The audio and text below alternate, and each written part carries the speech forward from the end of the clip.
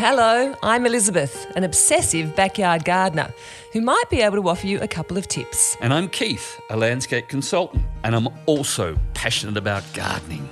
The one thing we both have in common is muddy boots. Muddy Boots is proudly sponsored by Clyde Compost, the premium compost trusted by gardeners who want results. Packed with goodness, free from nasties and perfect for healthy soil and thriving plants. Visit clydecompost.com and tell Vince that we sent you. That sounds a bit silly, doesn't it? But anyway, we did. We will. We hope. Absolutely. Should I shut up? Go on, let's get on with it. Today on Muddy Boots, we're tackling a topic that every gardener will face at some point: invasive plants. Those beautiful but deceptively troublesome species that can quietly take over a garden before you realise what's happening. This episode was inspired by a beautiful but invasive plant that's giving me a bit of grief in my own garden, and one that's already popped up in conversation with Keith on Muddy Boots just a couple of times. It's called Verbena bonariensis. It's such a stunning plant when in flower, tall and airy with its purple blooms, but it's proven to be incredibly persistent. Despite my best efforts of spraying, pulling and hoeing, it just keeps coming back and is popping up all over the garden out there, from front to back. So, I had no idea it self-seeded so vigorously, and it's made me realise how important it is to understand a plant's habits before adding it to the garden and to get advice on how to manage it from the start. So, today Keith and I are going to talk about some of the worst offenders, those invasive plants to avoid in Australian gardens, plus the best alternatives to grow instead. We'll also look at how to remove or contain plants that have already taken hold so you can bring your garden back under control without losing your sanity. Keith? Yes, go on. Let's talk about invasive plants. Can we start by talking about what actually makes a plant invasive? Is it just that it spreads quickly, or are there other factors? No, it's having the perfect conditions for that particular plant that makes it an invasive species. And I mean, if we look at your big problem you have out here, this is the Verbena bonariensis, and it is my absolute favourite plant. I will have it in just about every one of my designs that has a perennial garden in it. And if it's laid out in such a manner, it should not be such a problematic plant. Yeah, but I'm gonna sort of preface that by saying that you really need to know how to control and understand a plant. Well, that's the thing, and that's why I didn't have that. I had no idea in the beginning. That's the problem, and you need to know. Okay, so look, if we take just forget about Verbena bonariensis for a second. Let's go for a few more. Lichnus coronaria is a plant that I had in my garden, and of course I pull my beds to bits every single year and replace them with different species to see how they go. But I put Lichnus coronaria in my garden 4 years ago, and I've still got seeds coming up, or the seedlings of that variety coming up now. There's other ones, Perovskia, which is the Russian sage. I've got that is self-sown in the garden. Oh, I'd like that. Yeah, but once again, it can be very, very weedy. Centaurea is another one. Wallflowers, euphorbias, arugula. Yes, and arugula, then, of course, grasses. Now, all these plants can become weedy. And the only way to not have them become a weed is to understand the best way that you can actually attack them and keep them under control.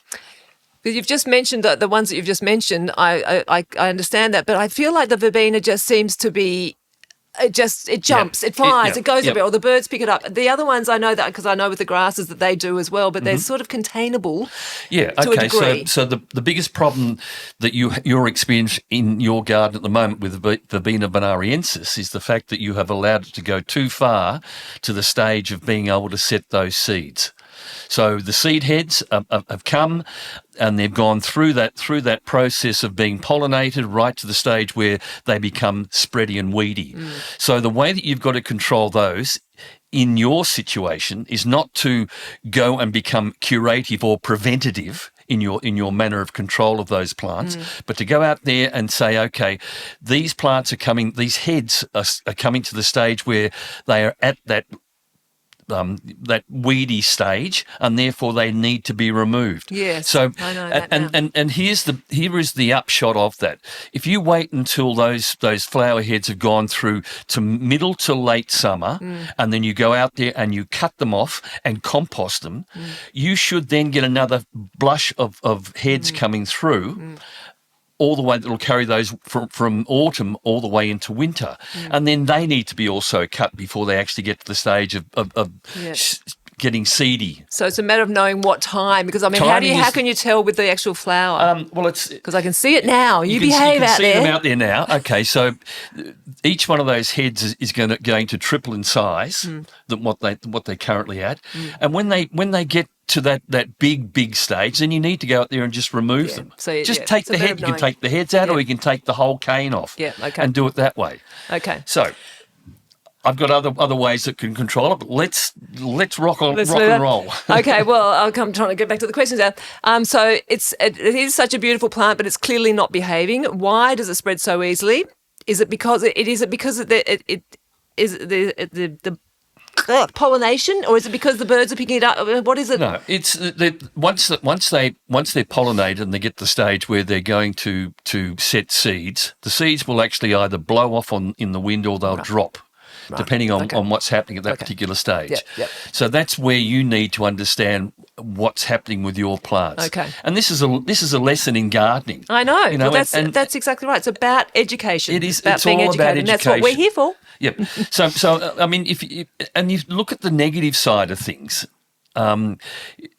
there's take arugula, for instance. Now, you've got arugula here, which has come from my place. Yes. Now, that has been classified as a weed. I know. And the problem with that is that it's been replaced with a hybrid, which means that the people who produce the hybrid own that particular plant. And you've got to keep on going back to the well to get more of those particular hybridized plants.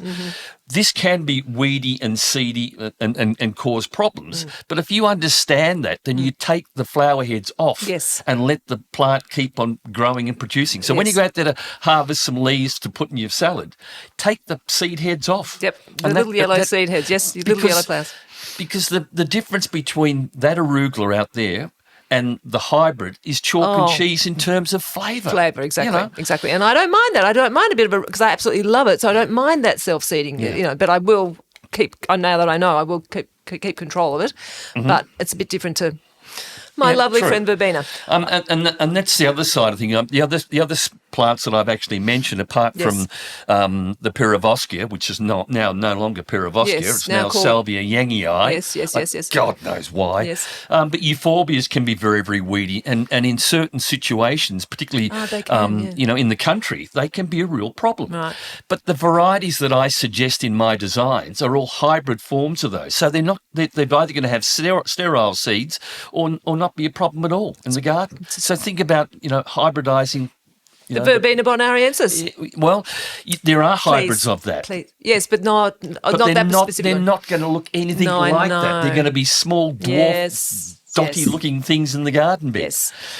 Okay. So? I've got some questions here. Are there any particular regions or soil types where invasives are more of a problem than others? Yeah, there are. And I mean, the situation you've got out there is perfect for Verbena bonariensis because it's a granitic sand. It allows that seed to hit that soil. The soil is moist because you've got sprinklers going on it. And then it is a beautiful open grain of mulch that you've got there all the way down to that sensational compost that you've got down the bottom. So Verbena is very happy. So that's the perfect scenario. Yeah. So I'm going to, because I don't know what your questions are and how you're going to control it. They're out the door anyway at the moment. Well, what I'm going to say is the way that you should be handling plants that are problematic and weed problems. So you always weed plants according to the moon calendar. Yes. All right. Now, and I've proven this myself many, many times. If you go out in the garden during the high growth period, and you've got these little tiny seedlings that have come up, regardless of whether it's Verbena bonariensis or any other weed in your garden, a plant that shouldn't be there, you don't you don't go about working those without looking at the moon calendar. So you go out and you weed according to the moon calendar. And the reason for that is that one of the tools that you can either use, if it's not your hands and your fingers, is something like the Flying Dutchman's hoe. Yes, which is brilliant. Yep. But when you actually use that during the high growth period, you might cut off and sever the roots from the heads. But during the high growth period, there is so much pull down through that soil that those tiny little severed roots will re-establish themselves really, really quickly. They have. So timing is the first thing. Yes. The second thing is, in your situation and in a lot of other gardens, the Flying Dutchman hoe would not be my first go-to weeding tool for that instance. When we had Matt King from Ryset on, he brought down a whole heap of his tools. And the most applicable tool for this situation is one that is called the collinear hoe. Right. And it is just a little flat blade with serrated bottom on it, and you actually work that with finger and thumb, and you pull that towards you. And that is a far better way of getting those weeds towards you where they can all be collected and put into a bag. Okay. So that's the best tool for that particular market. We go out and buy a collinear hoe. Collinear hoe is best for doing that. But once again, it's got to be done at the right time of the year, because otherwise you're chasing your tail. Yeah, well, that's what I'm doing. You know, you've got to work to the moon calendar, because it's the best possible thing that's been set up by Mother Nature. I do know that. I'm well aware of that because I've been working with you for some time. But I must say that I think with this, I was just going every week going, oh, God. And that's it. You become very reactionary. Rather than looking at it and saying, okay, well, I'm going to get to you in a couple of weeks' Which time. I will. And then but you've been telling me to stop doing it, and I did stop, and now they're growing, and they're growing and growing, and so now I will make sure I look at the moon calendar before I go out there with my collinear hoe or my which I'll buy, and go for it. Yeah. So okay. So that's okay. The best way to handle that. But in general, let's get back to the questions. Go on. Okay, so we've just talked solutions. Yep. And another one that we were talking about hybrids, because the agapantha is one that is well discussed, especially down here in Victoria, because it is definitely an invasive plant. But that has some fantastic hybrids. Oh, so, absolutely. So beautiful colours. that's a really positive thing in that regard. So if there are more of those around, then but let's not confuse ourselves with the agapanthus as not being weedy, regardless of its form, because it might not set seeds from the flower heads. You're talking about a hybrid. But it will increase the space that it's in through its rhizomes. Okay. All right, so it can become invasive in that respect. So once again, everything is not just dumped into a garden bed and looked at and forgotten. You've got to be a gardener and maintain those spaces. Oh yeah, those plants absolutely, are in, absolutely. But isn't the common agapantha? What's it called? The common agapantha? Which is weedy because the seeds are incredibly viable. Yeah, it'll blow off in the wind and it'll start somewhere else. Yeah. Where we live, we've got a laneway. Where we are, and on one side of that laneway is this whole row of blue agapanthus, and next door is a 2-story house.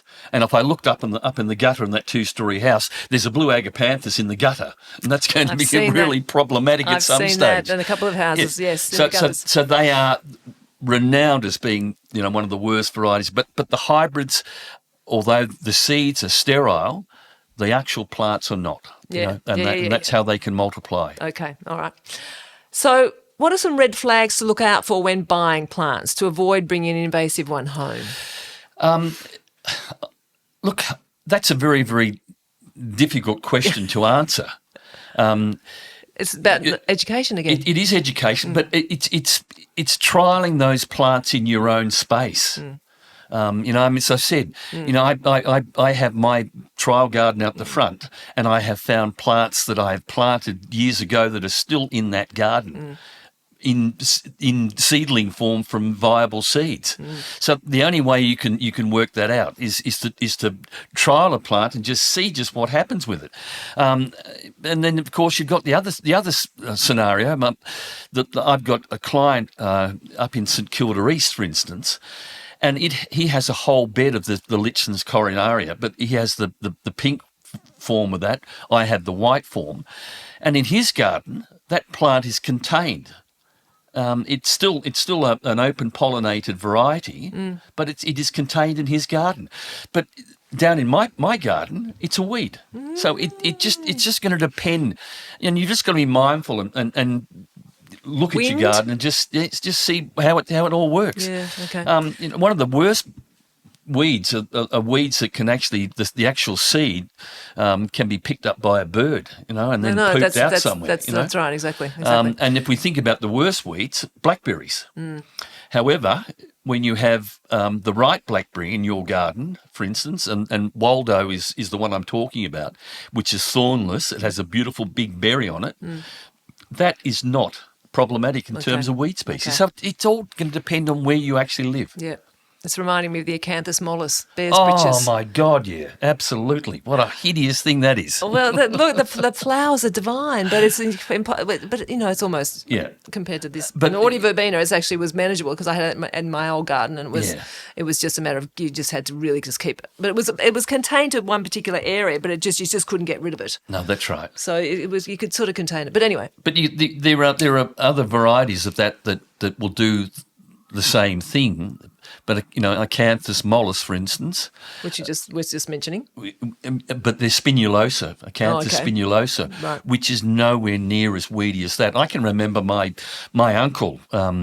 He used to call it the railway plant because every railway station had acanthus mollis growing in it because it was such a hardy damn thing, you know. Which is great, and some people that's what some exactly. people want. I don't know what else to say really on that note. Finally, what is your key message for gardeners who want to plant responsibly but still have a beautiful, thriving garden?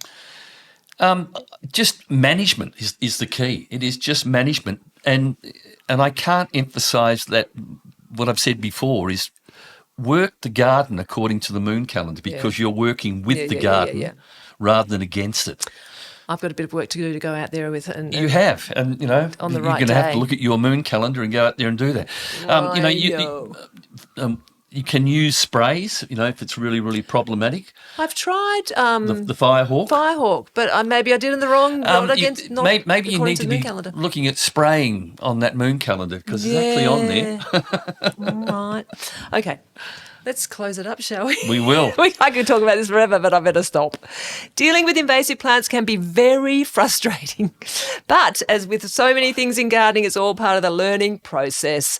My experience with the old Verbena has reminded me that even the prettiest plants can cause problems if we're not aware of their habits. And that a little knowledge in the beginning can save a lot of hard work later on, as Keith has just told us. The good news is that there are always beautiful, well-behaved alternatives to choose from. And with a bit of awareness and care, we can all create gardens that thrive without taking over the neighbourhood. Absolutely. Thank you for listening to Muddy Boots. For more information on today's podcast, please go to muddyboots.net.au and happy gardening.